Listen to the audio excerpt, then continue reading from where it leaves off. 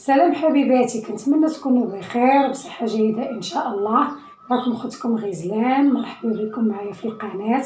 متبخلوش عليا ابوني جيم بارطاج باش يوصلكم كل جديد ان شاء الله. اليوم غنشارك معكم 3 طرق لتخزين الليمون الحامض في المجمد لمده سنه ان شاء الله. يلا نبداو حبيباتي، بسم الله. هاد الليمون الحامض هذا انا درته في الماء والخل لمدة 2 سوايع، ومن بعد عاود غسلته مزيان بالماء، حطيته تسقطر وعاود مسحته. يلا نبداو بالطريقه الاولى خواتاتي. الليمونه الحامضه في هاد الحكاكه الرقيقه، بسم الله.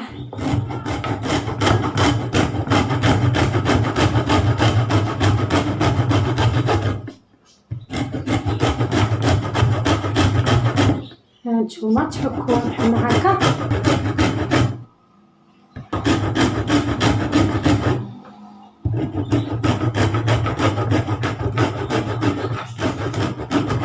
هانتوما راه طريق كيتحك بسهوله. كيف ما كتعرفوا البنات، دابا الليمون الحامض موجود في السوق الثمن اللي رخيص، الثمن مناسب. استغلوا هذه الفرصه وناخذوا كميه اللي مزيانه نحتفظوا به، كيبقى لك العام كامل ان شاء الله. تحكيها بحال ما هكا، متقاسيش الجلده البيضاء، تحكي غير الفوق.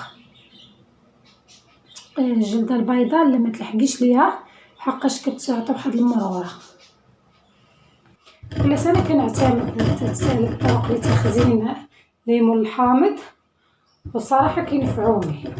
هذه الطريقه هذه ديال الحامض المحكوك صراحه كتنفعني بزاف في الحلوى، في كيكه، الحرشه، في كرواسون، اي حاجه صايبته حلوه كندير فيها الحامض.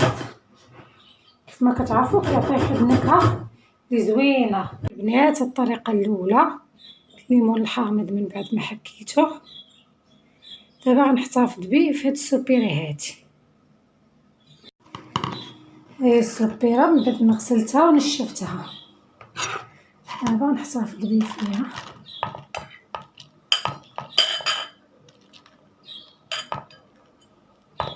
نحتفظ به في السوبيره احسن من الساشي ديال البلاستيك، لانه السوبيره كيبقى بحال ما واخا كديريه في المجمد كيبقى مفكك، كتجبديه بسهوله، تاخدي منه القياس اللي بغيتي وترجعيه.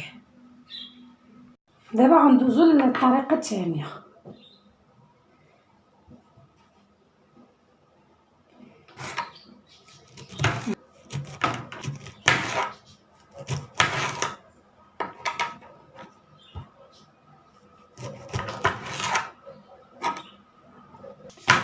نقطعو دوائر بحال ما هكا، نخزنو في ساشي ديال البلاستيك،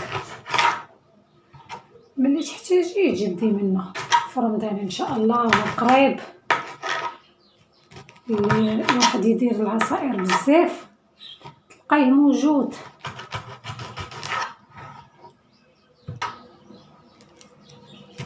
تستخدميه في العصير راك تحيدي منه العظومه ديالو.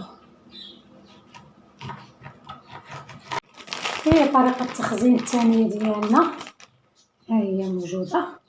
الحامض اللي حكيناه نقطعوه دوائر بحال ما هكا، نحتفظوا به في هذا الكيس بلاستيك.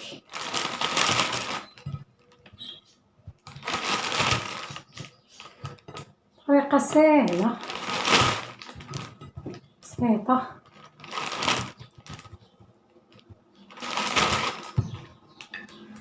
كل واحد يدير الكميه اللي عنده، الكميه المناسبه ليه. صافي تصاوبوا بالشكل هذا.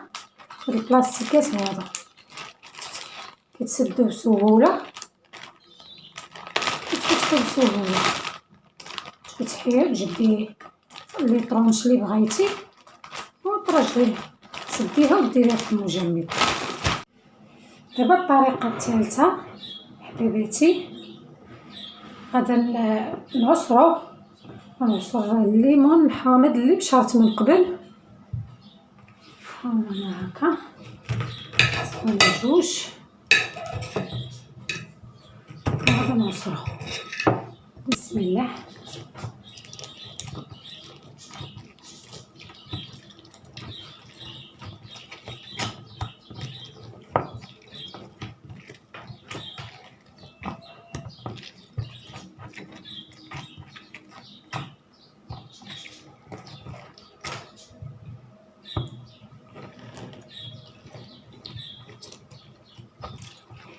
هاد الليمون الحامض عصير نديرو مكعبات في الواطه ديال المجمد اولا في البلاستيك خاص بالمكعبات،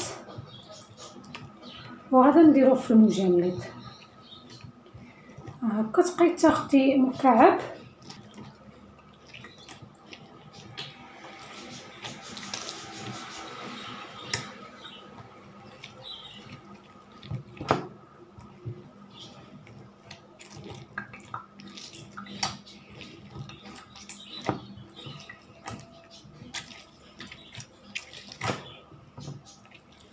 الثالثه هي موجوده.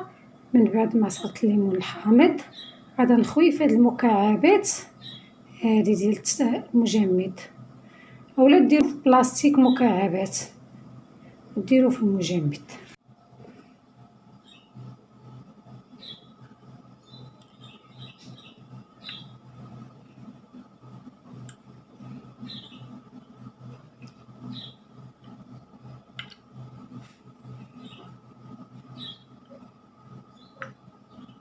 المكعبات ديالي من بعد ما عمرتهم بعصير الحامض غادي نديرهم في المجمد.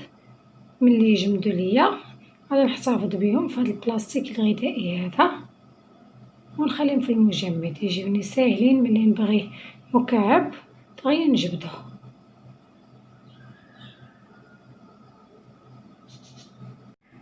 انا باقي عندي الليمون الحامض، غادا نكملو بنفس الطرق اللي وريتكم. كل واحد يدير الكميه اللي بغا، الكميه اللي متوفره عنده، غير هو نستغلو الوقت ديالو كيكون طري وزوين. تحتفظي به في المجمد يبقى لك مده سنه.